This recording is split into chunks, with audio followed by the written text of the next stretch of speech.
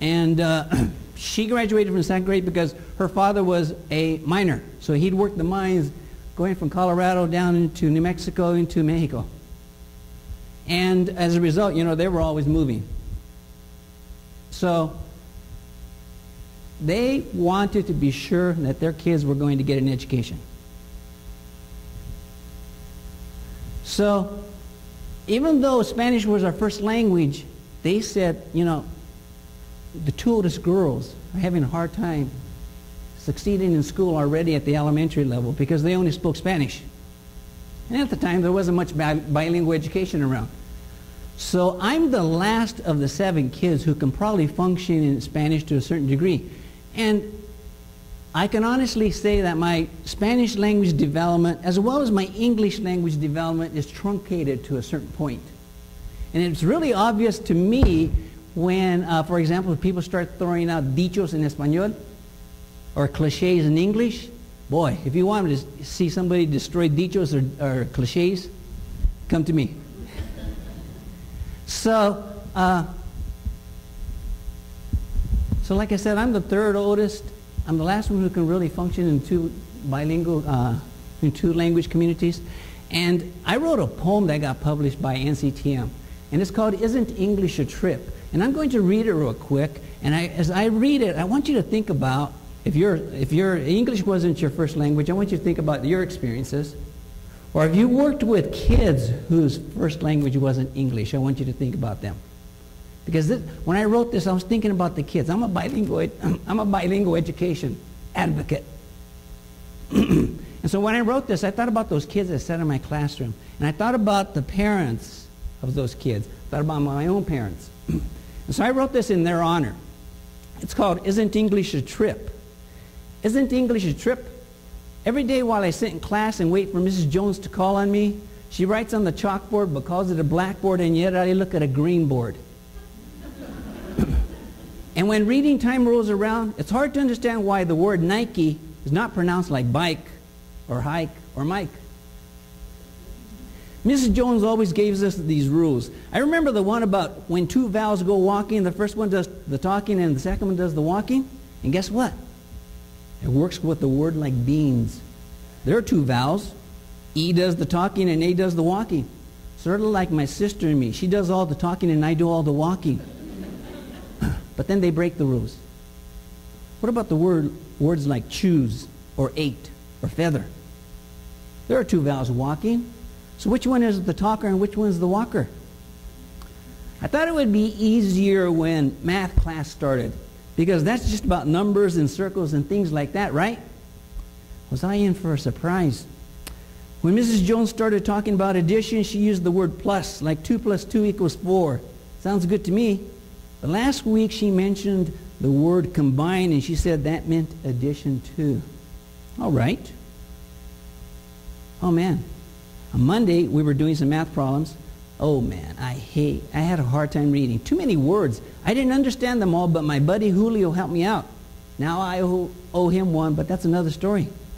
Anyway, we were doing our math problem. I read the problem and it said the herd of elephants was increased by 3. Julio and his cousin Julia told me that increased by means addition too. What, Mrs. Jones, could you please repeat your question? What's the sum of all the elephants? What did Julia tell me sum meant? Is that the same as sum? Like when some of the kids tease me? Sorry, Mrs. Jones, I don't know what the sum is. Actually, I don't know what the word means. Oh well, I hope tomorrow I have a better day. Right now, I have to catch up with my friend Herb. I just learned in science class today that in the word herb, the H is silent. I apologize to Herb for saying his name wrong. Isn't English a trip?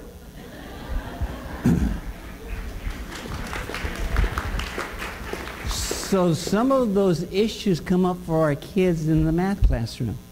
And it's not that they can't do the math, it's just the language issue complicates matters.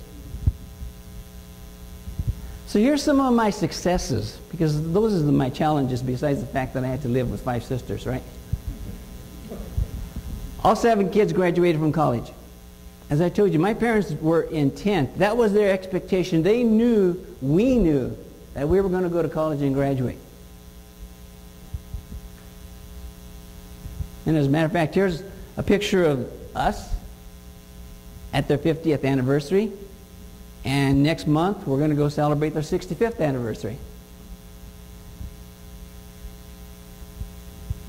Another success that I feel like I had was I taught grades K through 6. Bilingual education teacher. Started teaching in Colorado. I worked with the migrant students coming through. A lot of them came in through Texas, went through Colorado, continued up into Wyoming. That's what got me into education. And I started teaching in small rural towns. Then I moved into Berkeley. And some of you have heard why I moved to Berkeley. But those were some successes. And as I always tell people, I always succeeded when the kids succeeded. And I failed when the kids failed. And then more recently, going back to my first slides about equals and math pathways and pitfalls and todos, done work in the formal education and in the informal education areas. And part of my informal education awareness, learning, that I came to realize is that parent involvement is important. It's critical. And I encourage you to consider that. Because this has been shown that families have a major influence on success of the kids. And there's been lots of research and studies been shown about, kids in general do better when their parents are involved. And don't believe that kids at the middle school level don't need the parents. That's when they really need them. Because that's when we really start tracking the kids into the algebra courses or not. And don't believe that there is no tracking going on in San Antonio. Because when I go around the country and visit schools or school districts, I can go into a school and I can see an algebra A, or I can see an algebra general. It's like you start looking at the curriculum that's being offered in those different algebra courses, and it's like, wait a minute, this looks very different from over here.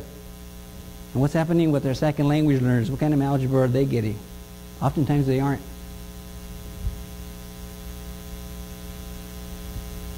And encouraging the parent involvement is important for closing the achievement gap. So in working between the formal and the informal education worlds, I've tried to take on this thinking outside of the box.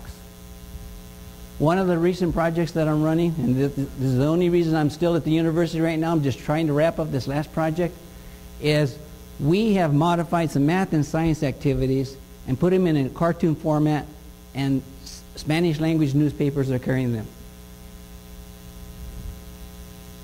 We provide Spanish-speaking families, and we offer classes to families throughout the country at school, but parents don't always go to the schools. We go to the churches, we go to the libraries, we go to the community-based organizations to do that with them. And we're trying to establish this relationship between the Science Center and these community organizations. Because there's a value for them, parents, to go to the libraries to see what's up and what kind of resources they can find. And here's an example of one of the cartoons. And it's about flying things. And it shows the parents how to do some science with some materials that are inexpensive. They don't have to go out and buy a computer, although it'd be nice. But if you got a coffee filter, you got some stringing, you got a binder clip, you can do some science.